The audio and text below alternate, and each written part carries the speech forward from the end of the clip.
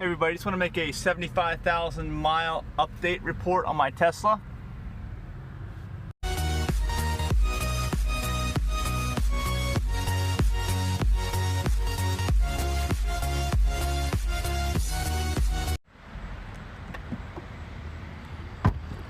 I'm over here supercharging, so I figured it's a good time to talk about it.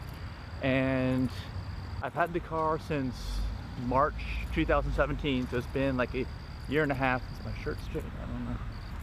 I'm at the Glen Allen supercharger it's outside of Richmond, north of Richmond.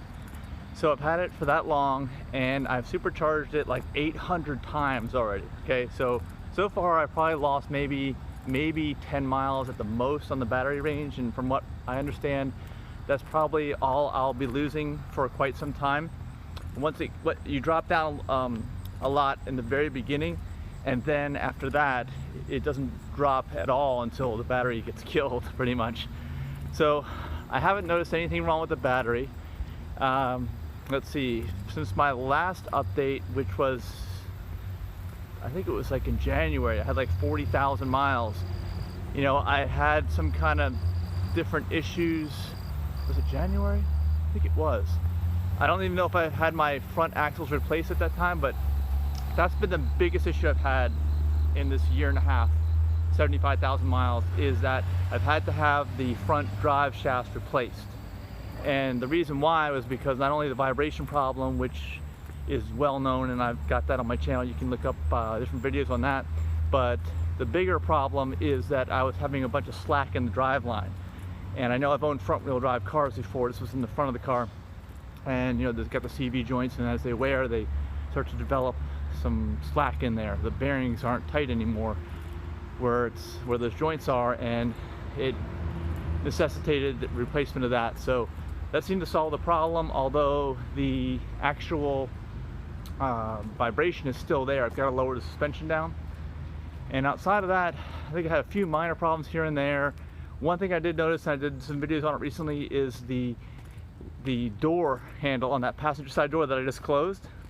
That has been doing some weird things recently, and I don't know if it's going to need replacement. I hope not, because it's going to be expensive. But see, Falcon Wing doors were adjusted, noises and things over time.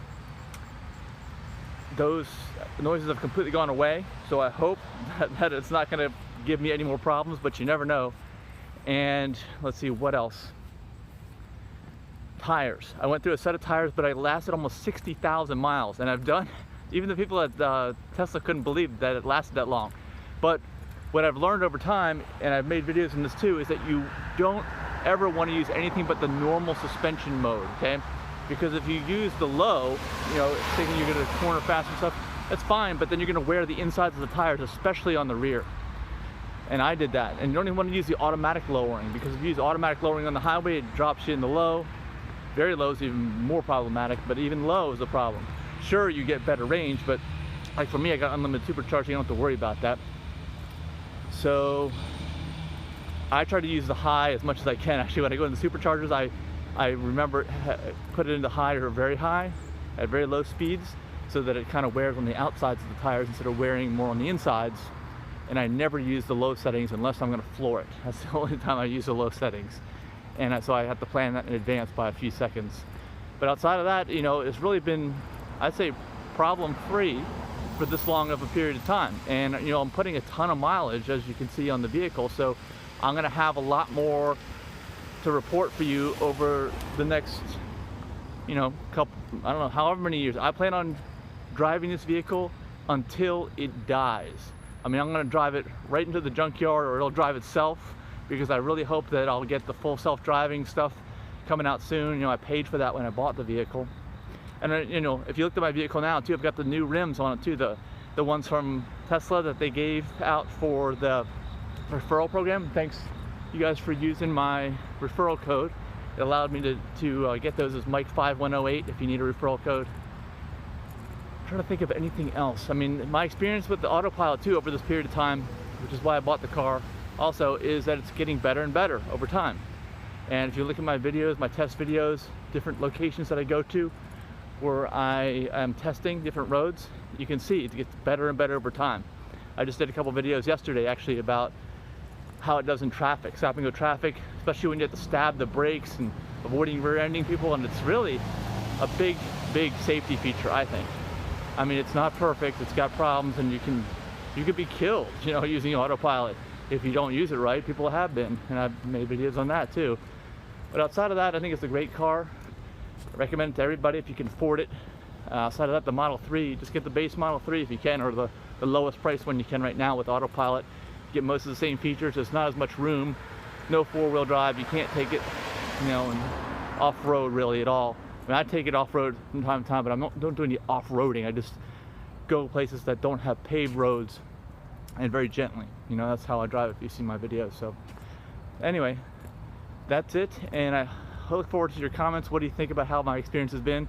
So far it's great. I think it's more time versus mileage on wearing stuff out, and that's what I really hope. Otherwise I'm going to be paying through the nose, because I have no extended warranty, nothing, and I have not been back to the Tesla service center to do anything with my car except for when I've had it under warranty or had these tires replaced. So I haven't actually got a real bill from Tesla except to replace the windshield wiper blades. They did that for me. That was nice, but it was like $50, I think, for a set of windshield wiper blades on the Model X.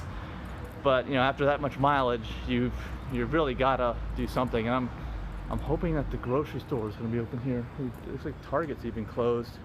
There's nobody in the parking lot, but there's a Publix down here, and I really hope that they're open. I should have checked. Let me think. Well, I've got you guys here.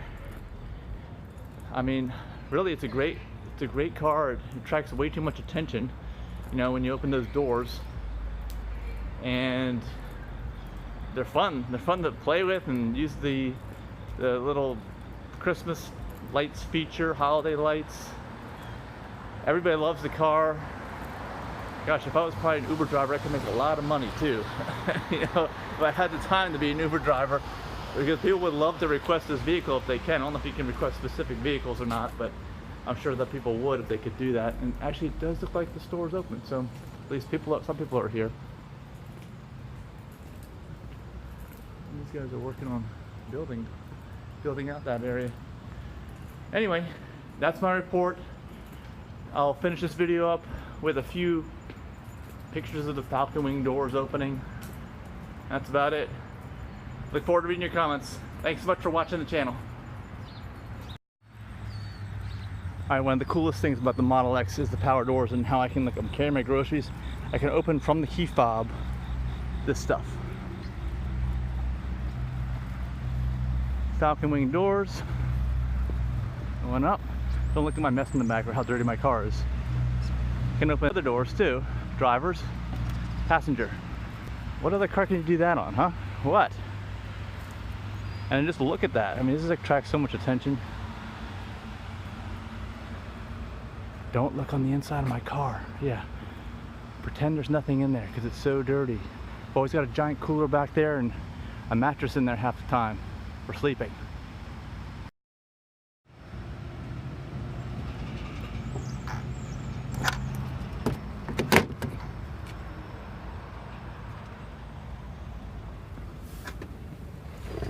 Of course, you know, you can push the brake. That shuts the driver's door, but we gotta close all the other doors now.